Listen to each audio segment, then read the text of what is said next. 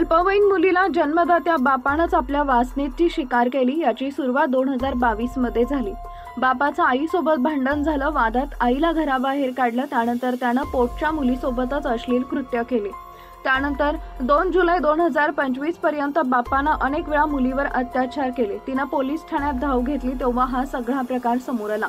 सोलापूरमध्ये ही घटना घडली आहे। वासनेच्या आहारी गेलेल्या जन्मदात्या पित्यानं अल्पवयीन मुलीवर अत्याचार केल्याबद्दल खुद्द पीडित मुलीनं पोलीस ठाण्यात धाव घेऊन आपली कैफियत मांडली आहे। जुलै 2022 ते 2 जुलै 2025 या काळात वारंवार असं कृत्य केल्यानं अखेर पीडितेनं 25 जुलै रोजी तक्रार दिल्यानं अत्याचार आणि पोक्सो बाल लैंगिक छळाचा विजापूर नाका पोलीस ठाण्यात गुन्हा नोंदवला।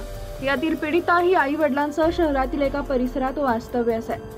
साधारण जुलै 2022 मध्ये पीडितेची आई वडिलांनी आईशी भांडण करून तिला घराबाहेर काढून पीडितेशी जबरदस्तीनं अश्लील कृत्य केलं। या प्रकारानंतर याबाबत कोणाला काही बोललीस तर तुला आणि तुझ्या आईला खल्लास करीन अशी पीडितेला धमकी दिली। यामुळे पीडितेनं घाबरून कुणाला काही सांगितलं नाही। हा प्रकार 2 जुलै 2025 पर्यंत चालल्याचं फिर्यादीत म्हटलंय। गुन्ह्याचा तपास महिला पोलीस अधिकारी करत आहेत।